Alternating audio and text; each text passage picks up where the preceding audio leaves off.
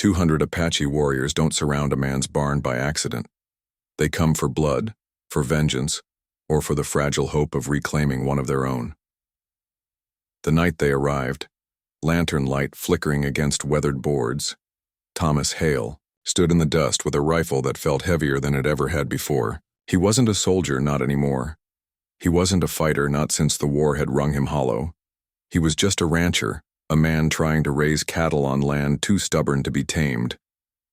But in the shadows behind him, inside the barn, lay a boy who'd changed everything. The boy's breathing rattled like dry corn husks. Blood had seeped into the straw where he fell, the mark carved into the boy's shoulder. Thomas had seen it before years ago under fire and smoke.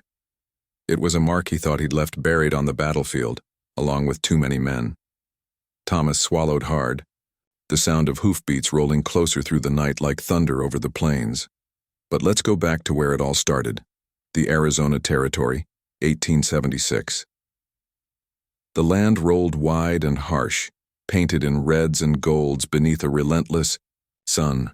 Mesquite trees twisted out of dry creek beds, their branches clawing at the sky. The wind carried the dust of centuries, and the silence between its gusts was so deep a man could hear his own bones shift. Thomas Hale lived alone on a patch of earth too far from town and too near to trouble. His homestead was modest, a clapboard house bleached pale by the sun, a sagging barn with patched roof, and a corral where 3 horses milled lazily. He was 50 but looked older, his face carved by weather and memory, his hair gone gray at the temples. His hands were thick with calluses, his back bowed slightly from years of hauling more than his share of burdens. He wasn't unfriendly, but he wasn't the kind of man neighbors dropped in on. Folks in the nearby settlement knew him as quiet, watchful, a man who'd been a Union scout in the war, though he never spoke of it. Rumors swirled about what he'd seen, about the scars he carried on his soul more than his skin. The truth was simpler. Thomas was tired of violence, tired of watching men decide who lived and who died over things that never truly belonged to them. All he wanted was to tend his cattle, mend his fences, and leave the world to spin without him. That was the plan, until that night. The moon hung thin over the desert, silvering the sand. Thomas had been jolted awake by the restless whinny of his mare. He pulled on boots, struck a lantern, and crossed the yard to the barn, muttering under his breath, "Coyotes, maybe, or a stray rattler." He expected nothing more than another small nuisance of ranch life. The lantern glow spilled across the straw, and that was when he saw it. A shape curled in the shadows near the stall. At first he thought it was an animal, some half-dead calf or mangy dog.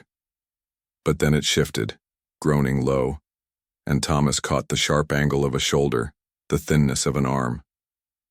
A boy. He knelt slowly, lantern trembling in his grip. The child couldn't have been more than 12, maybe 13. His skin was burned dark by the sun, his black hair matted with blood. His chest rose and fell in shallow pulls, each one wheezing against the silence. Then Thomas saw the wound. A gunshot, high in the side. Ragged. Dried blood caked over torn flesh. He set the lantern down, his mouth gone dry. The boy's eyes flickered open, dark, wild, yet clouded with fever. His lips parted, whispering in a tongue Thomas only half recognized. Apache. Thomas sat back on his heels. Every warning from town echoed in his skull. Don't cross paths with them. Don't offer help. Don't get in the middle of it. You'll bring death to your own door. He should have walked away. Should have let the desert claim the boy, but he didn't. Instead, Thomas fetched water. He worked in silence, stripping his own shirt into rags, cleaning the wound as best he could. The boy writhed, weak, but Thomas steadied him with a firm hand. "Easy now. Hush."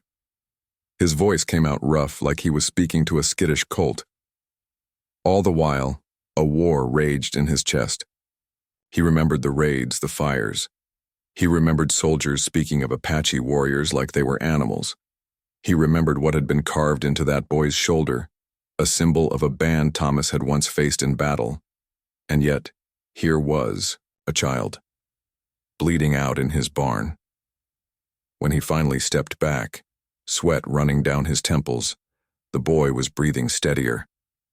Thomas sank onto a bale of hay, lantern dim beside him, and let the weight of what he'd done settle on his shoulders. The boy's eyes opened once more, locking on him. They weren't the eyes of an enemy. They were just eyes, filled with fear, with pain, with something unspoken that reached across all the lines men had drawn in the dust. Thomas looked away first. Morning came slow, the horizon bleeding, orange over the desert. Thomas had half dozed in the barn, rifle across his lap, listening to the boy's uneven breaths. When he finally stepped outside, the world seemed too quiet. The wind carried no birdsong, no coyote calls. Just silence. He walked the fence line, tried to busy his hands with chores, but every sound, a creak of wood, a distant hoofbeat, set his nerves raw. By noon, he'd caught himself glancing toward the ridges that rimmed his land. He thought he saw movement once, shadows against the rock, but when he blinked, it was gone. That evening, as the sun sank red into the horizon, Thomas went to check on the boy again. The child stirred weakly, his lips moving in Apache words Thomas couldn't catch. He reached for the canteen Thomas set beside him, but his arm trembled and fell short. Thomas lifted it for him. The boy drank, water spilling down his chin before slumping back with a faint nod. For a long moment, Thomas just stood there, watching, feeling something old and stubborn shift inside him. He almost didn't notice the sound at first, the faint thrum, low and steady, rolling across the desert like a heartbeat. Hoofbeats, not one, not a few, many. Thomas stepped outside into the twilight. He raised his hand against the fading light and saw them, a line of riders cresting the ridge, their silhouettes sharp against the burning sky. He didn't need a spyglass to know who they were, Apache, and they were riding straight for his land. Hoofbeats carried like thunder across the valley, steady, unbroken. Thomas stood rooted in the dust, watching the riders descend the ridge. They moved as one, shadows against the dying sun, a living tide rolling toward him. The boy lay inside his barn, wounded, weak, and carrying the mark that branded him kin to those who came. Thomas's hand tightened on the rifle at his side, but he didn't raise it. A single man against 20 riders wouldn't live long enough to fire twice. And something in the way they approached, measured, unhurried, told him they weren't here to slaughter. Not yet. They were here to see, to reckon. By the time the riders drew close enough for him to see their faces, the light had dimmed to copper. The man at the front, tall, broad-shouldered, rode with the ease of someone born in a saddle. His hair hung long, braided with strips of leather, his face stern as carved stone. His eyes flicked to the barn before they fixed on Thomas. The group reined in just beyond the corral. Dust rose around their horses' legs. Nobody spoke. The silence pressed heavier than any words. Thomas cleared his throat. "Evenin'." His voice came out low, tight. The leader tilted his chin slightly, but said nothing. His eyes, sharp as flint, measured Thomas the way a hawk measures a rabbit, deciding if it's worth the dive. Finally, the leader spoke, his English halting but clear. "There is one of ours." His voice carried no doubt. Thomas felt his throat go dry. He thought of lying, denying it, saying he hadn't seen anyone, but something about those eyes made the lie die before it reached his tongue. "There's a boy," Thomas said slowly. "Found him last night. Shot bad." A ripple went through the riders, low murmurs, anger simmering under their breath. One younger warrior shifted forward as if to spur his horse toward the barn, but the leader lifted a hand and the movement stilled. "You help him," the leader said, not quite a question. Thomas gave the faintest nod. "I tried." The leader studied him for a long moment, then turned his horse slightly, speaking something low in Apache to the others. The words were sharp, clipped, One of the younger men spat in the dust. Another scowled at Thomas, his hand resting on the haft of his spear. Thomas stood his ground, though his palms sweated against the rifle. "He was dying," he said quietly. "Couldn't leave him." The leader's eyes narrowed, searching Thomas's face for something. Truth, weakness he didn't know. Then with a small nod, the man wheeled his horse and motioned to two of the others. They dismounted, moving toward the barn. Thomas stepped forward. "Easy now." He raised a hand, not pointing the rifle but not lowering it either. "He's in there, but he's weak. Don't you go storming in." The men hesitated, glancing back to their leader. A curt gesture sent them forward again. Thomas's heart pounded as the barn doors creaked open. He stood in the yard, every muscle taut until he heard the muffled sound of voices inside. Then a thin, rasping cry, familiar, desperate. The boy. The men emerged moments later, carrying the child between them. His head lolled against one warrior's shoulder, his eyes half-lidded but searching. When they landed on Thomas, the boy's lips moved, a weak sound slipping out in Apache. One of the warriors muttered something harsh, but the leader silenced him with a glare. He dismounted at last, stepping into the dust between Thomas and the barn. "You give water, you stop bleeding." His tone was flat, unreadable. Thomas nodded once. "Did what I could." The leader studied him again. Then, to Thomas's surprise, he touched his chest lightly with a fist, a gesture somewhere between respect and acknowledgement. But the moment shattered as another rider barked out a stream of words, his face twisted, in anger. Thomas couldn't follow the Apache, but the tone was clear as daylight. Rage, mistrust. The boy's presence had saved Thomas from an immediate death, but it hadn't made him safe. Not with the others. By the time the riders pulled away into the night, taking the boy with them, Thomas's yard felt hollow, stripped bare by the weight of what had just passed. He stood alone again, lantern guttering in the wind. But something had changed. The next morning he rode into town for supplies. The settlement was little more than a handful of buildings, dry goods, saloon, blacksmith, and a scatter of homes around them. Folks there lived on nerves. They'd seen enough raids and heard enough rumors to know the Apache were never far. As Thomas tied off his mare outside the store, he felt eyes on him. A couple of men leaned against the hitching post, spitting tobacco and narrowing their gaze. "Morning." "Hail," one of them drawled.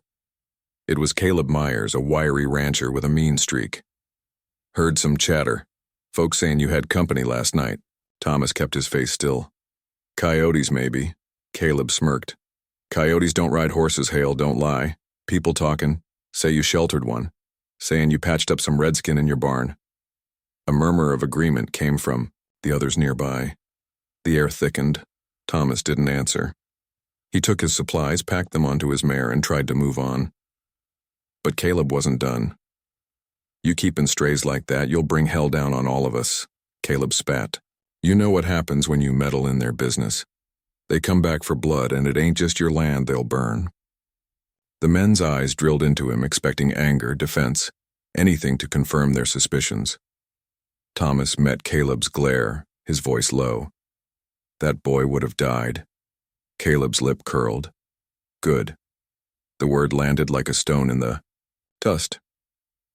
By sundown, Thomas was back at his ranch, but the unease from town lingered.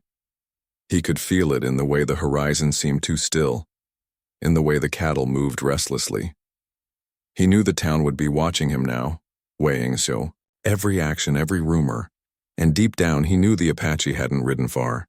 They'd taken the boy, but their eyes had lingered on him too long. Their silence had carried too much weight. The decision he'd made, the choice to save that child, had already set the wheels turning, and he could feel the ground shifting beneath him, carrying him toward something he couldn't yet see. The days that followed stretched long and brittle, like fence wire pulled too tight. Thomas rose with the dawn, tending his cattle and mending his fences, but his mind was elsewhere. The memory of that boy's eyes, dark, fevered, clinging to life in the straw, haunted him like a ghost. And though the Apache riders had taken the boy, Their presence had not lifted from his land. He felt them sometimes, watching. Shadows cresting the ridge at dusk, vanishing when he blinked. A crow startled from a fence post, carrying with it the feeling that every move he made was measured, recorded. The town had not been quiet either. By the second week, whispers clung to Thomas like burrs. Caleb Myers carried them the farthest, his voice sharp as a saw blade in the saloon. Hale's gone soft. Hale's gone mad. Hale's bringing trouble down on all of us. The trouble came sooner than Thomas expected. It was a Tuesday, the heat thick enough to curl the edges of his hat brim.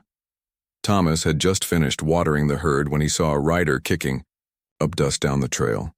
Sheriff Dunn. The sheriff was a lean man, gray-bearded, his badge dulled from years under the sun. He reined up slow in Thomas's yard, hitching his horse before Thomas even stepped off the porch. "Tom," Dunn said, his voice heavy. "Need a word." Thomas motioned him inside, poured 2 tin cups of water. The sheriff didn't touch his. He just stood by the table, arms folded. "You heard what folks are saying," Dunn began. "I heard Caleb flapping his jaw," Thomas answered flatly. Dunn's jaw tightened. "Not just Caleb. Whole town's uneasy. They say you harbored an Apache boy. That true?" Thomas stared at the water in his cup. He could have lied again, could have claimed the boy wandered off, could have let the story die in the dust. But his silence stretched too long, and silence was its own kind of answer. The sheriff sighed. "Tom, you know what they'll make of it. You know how quick they'll turn fear into fire." "I found a dying child," Thomas said, voice low. Didn't matter what he was, couldn't just stand by. That's the thing. Dunn rubbed a hand over his beard. To you, he's a boy. To them, he's the spark for a war. You help one, they'll think you're helping them all. Thomas finally met the sheriff's eyes. "And what if that boy was yours? You'd let him bleed out on the floor?" Dunn flinched, but only for a heartbeat. "I got a duty to keep the peace. And right now, peace means you tread careful. Folks are talking about a committee riding out here. Caleb's stirring them. Says if the Apache don't burn you down, the town ought to do it first."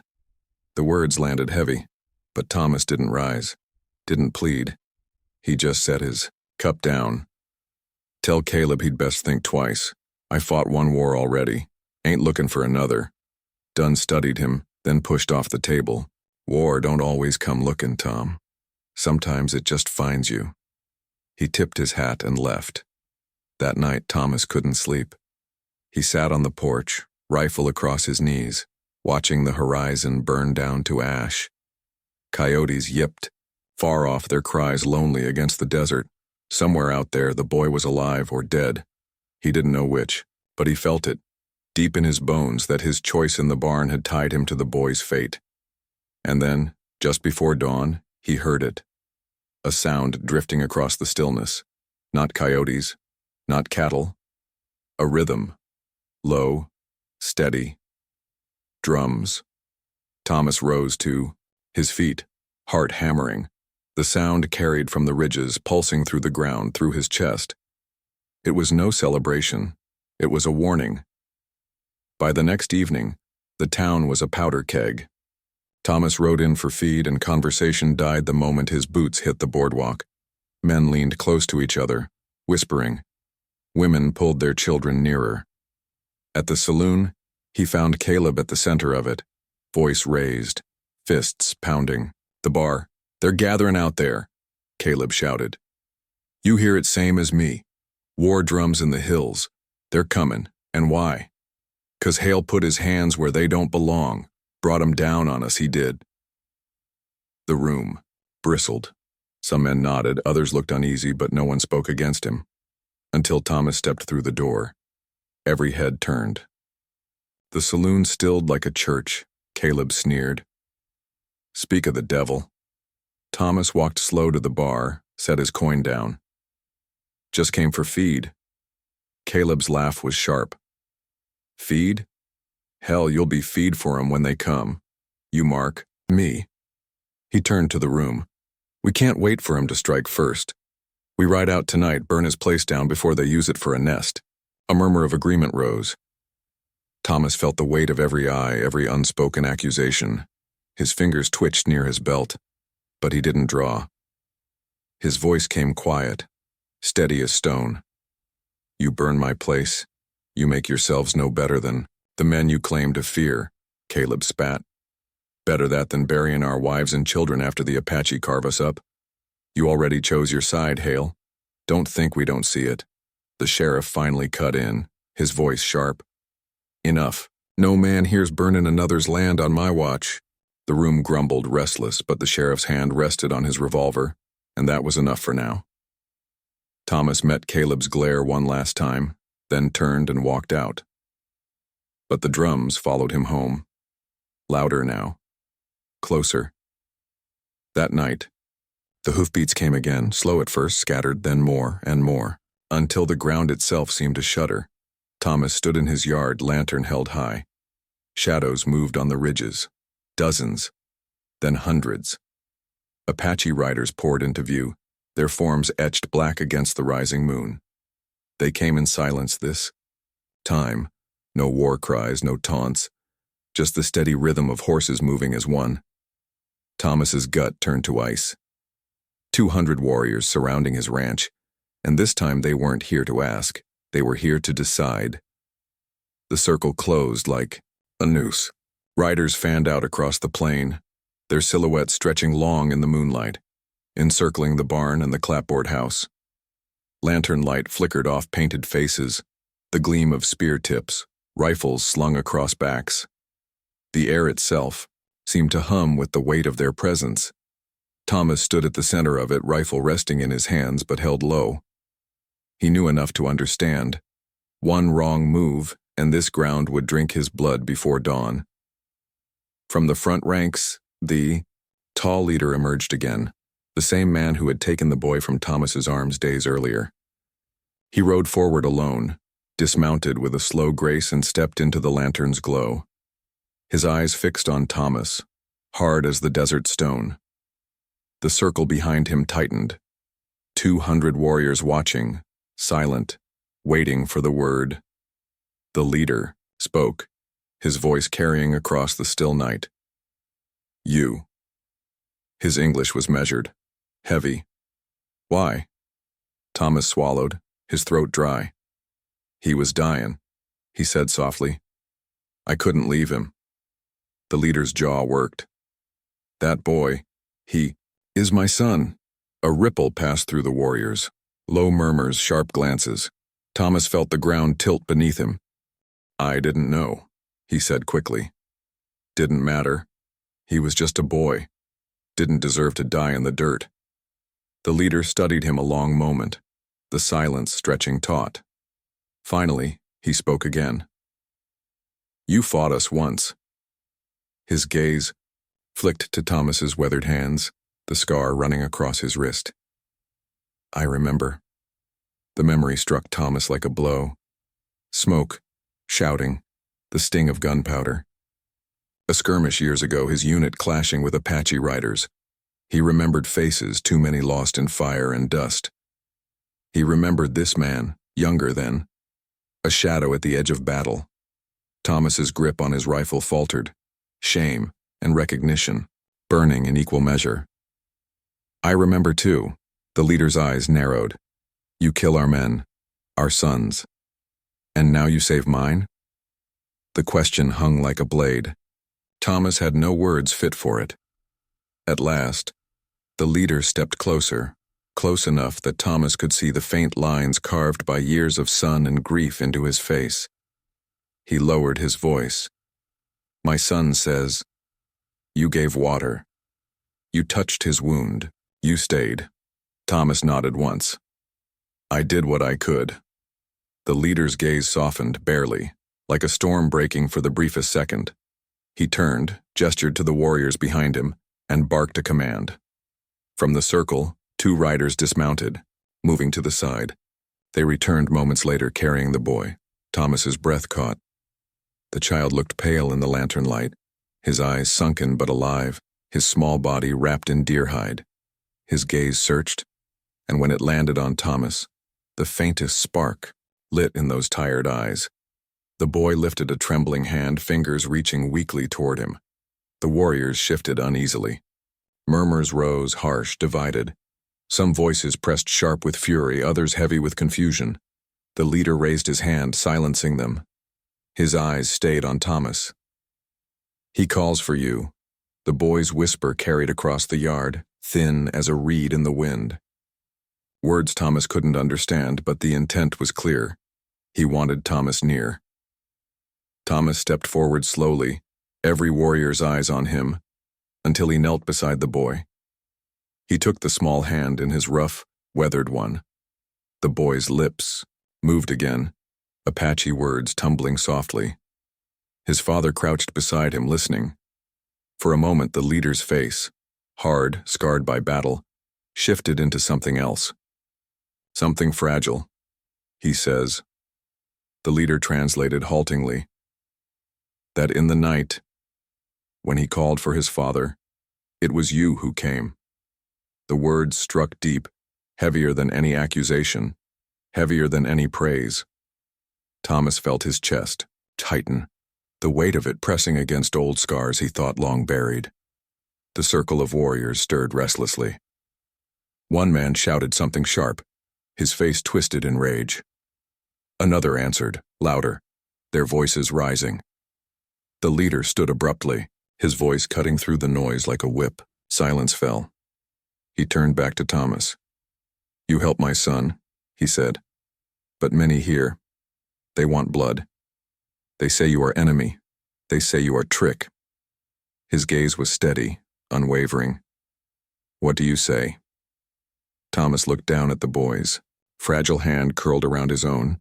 He thought of the men in town, of Caleb's bitter sneer, of the sheriff's weary warning. He thought of all the lines drawn in blood between his people and theirs, lines that had never brought peace, only graves. Finally, he lifted his eyes. "I say, a boy is a boy. Doesn't matter the mark on his skin, or the name his people call him by. He was dying, and I wasn't going to let him." The leader studied him, long and hard. The boy's hand slipped from Thomas's as sleep, or fever, pulled him under. For a moment, the world held still. Then somewhere beyond the circle, a drum sounded once, low, heavy. The warriors shifted, hands tightening on reins and weapons. The tension was a living thing now, coiled and ready to strike. The leader lifted his chin, eyes locked on Thomas. "You speak with truth," he said. "But truth is not always enough." He stepped back, raised his arm. The warriors moved as one, the circle pressing tighter, shadows closing in. And in that breathless moment, Thomas understood. The boy's life had spared him this long. But the decision was not yet made. It would be made tonight. The night had teeth. Stars burned sharp overhead, cold and distant, while the earth below held its breath. 200 warriors circled Thomas's ranch, their shadows flickering in the lantern light like a living wall.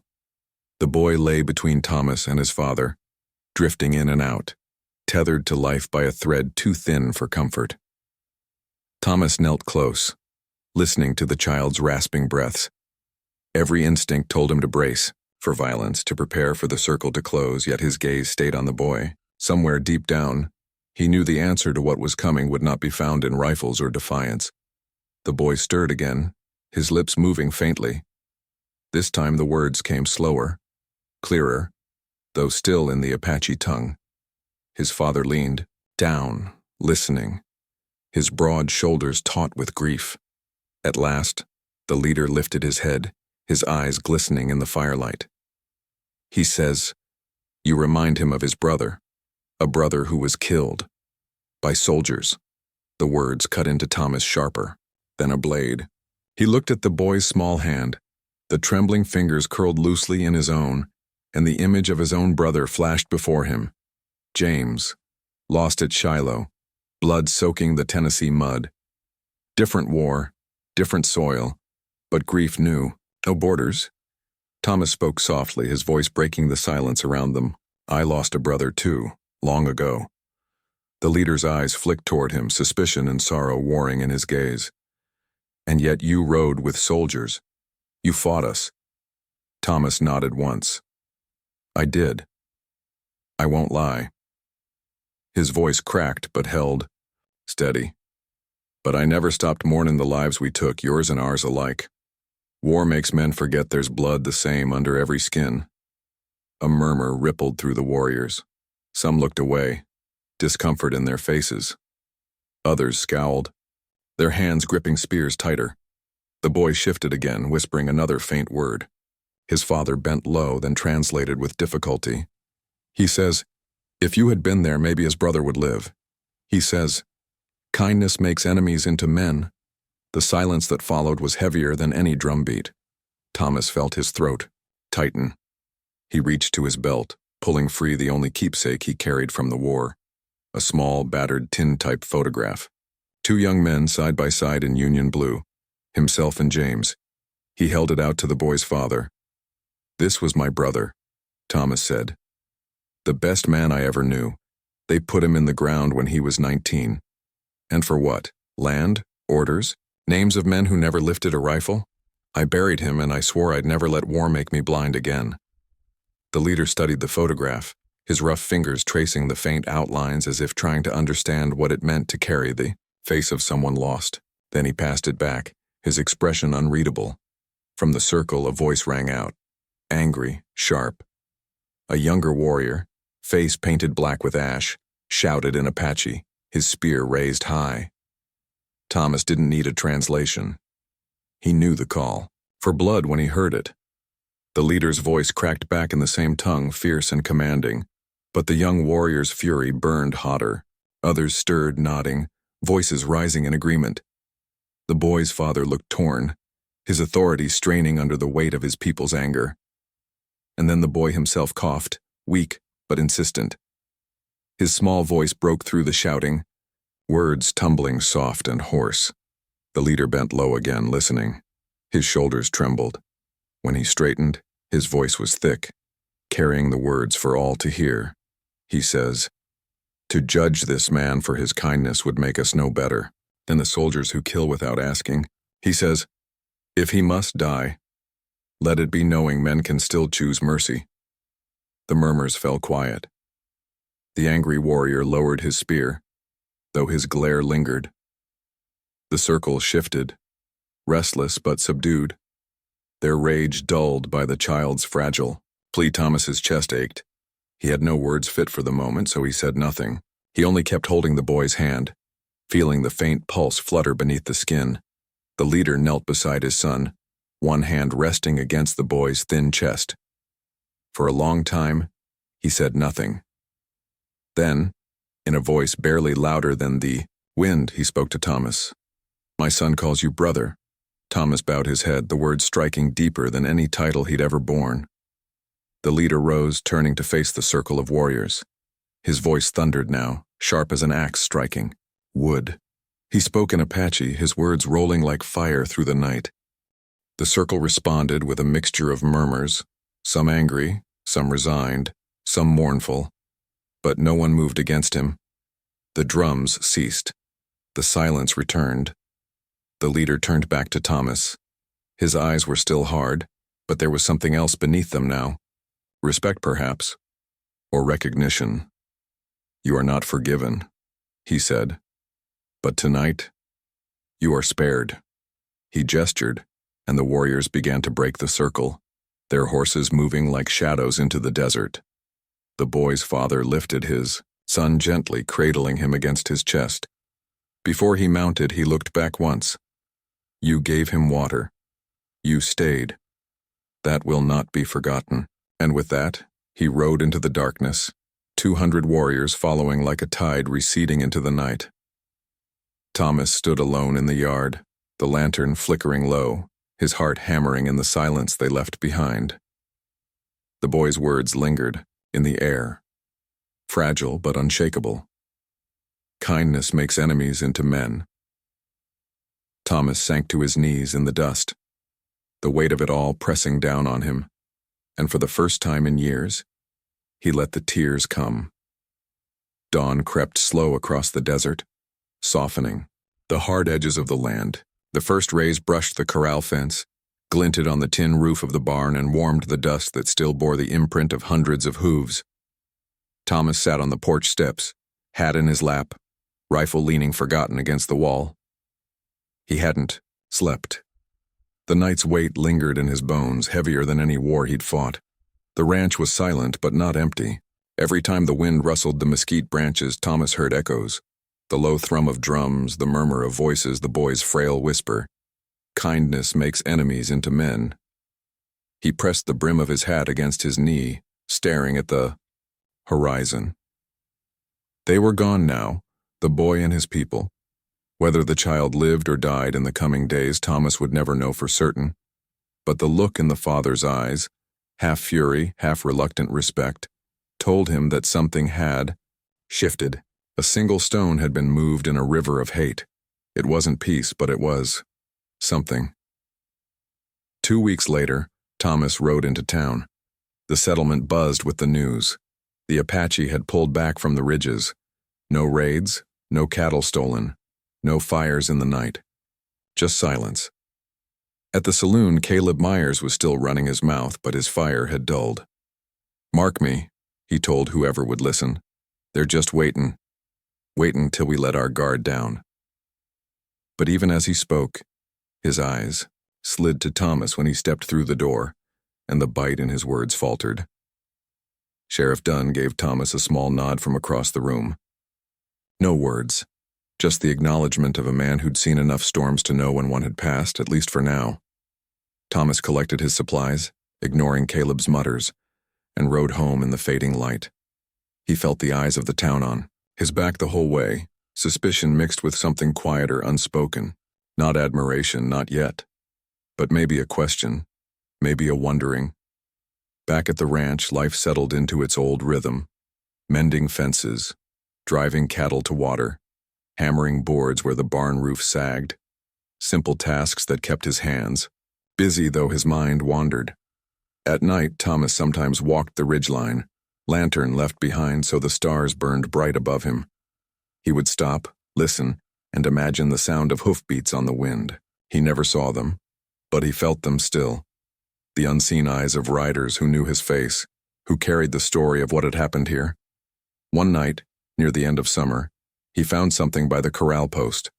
A strip of leather, braided with beads the color of turquoise and bone. Not left by accident. Thomas turned it over in his palm, the beads catching the moonlight. A gift or a warning, he couldn't tell. But he tied it to the saddle horn of his mare and left it there. The years slid by as they always do. The war drums never returned to his valley. There were raids elsewhere, fights that scarred the territory, but not here. Not on his stretch of land. Neighbors began to notice. Cattle went untouched. Herds grazed unbothered, even when trouble found the next ranch over. Some folks whispered that Thomas had struck a bargain, that he'd traded something in secret. Others said it was blind luck. Thomas never corrected them. He just kept working, his silence steady as the land itself. One autumn morning, years later, a rider came to his gate. Young, lean, his skin darkened by the sun, his hair bound, back with leather. He rode without hurry, without fear, and dismounted with quiet respect. Thomas stepped onto the porch, slower now with age, his joints stiff. His hand rested on the rail, not the rifle.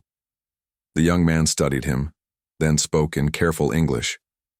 "You are Thomas Hale." Thomas gave a small nod. "I am." The rider's gaze held steady. "My father said, once when I was a boy, a white man gave me water. He stopped my bleeding. He stayed." Thomas's breath caught. He looked at the young man, no longer a fragile child, but grown, strong. The scar still faintly visible on his side where the bullet had torn him years ago. The boy had lived.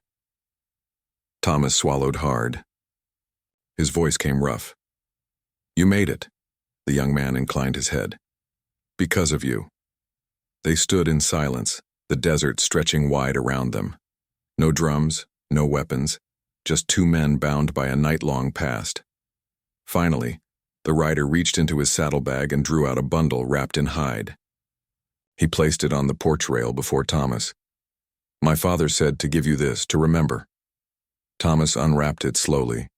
Inside lay a carved piece of wood, smoothed by hands, etched with the same mark he had once seen carved into the boy's shoulder. But now it was different, bound with turquoise beads, the same as the strip left years before. Thomas traced the carving, his vision blurring. He didn't need words to understand. When he looked up, the young man was already mounting his horse again. He met Thomas's eyes once more, then turned and rode back toward the horizon. As years folded into one another, Thomas aged into the land. His hair turned white, his back bent, but his ranch endured. Sometimes, when the wind was right, he would still walk to the ridgeline at night. He would stand beneath the stars, hat in hand, and think of that boy in the straw, of 200 riders, in the moonlight, of the choice that had seemed so small and yet carried the weight of a lifetime. And when he died, quietly on his porch with the sun setting over the desert, they buried him beneath the mesquite tree, the carved wooden token. Resting on his chest, no drums sounded, no rifles fired, just silence. But somewhere beyond the ridges, unseen riders knew his name, and in their stories, Thomas Hale lived on, not as an enemy, not as a soldier, but as a man who chose mercy when the world demanded hate.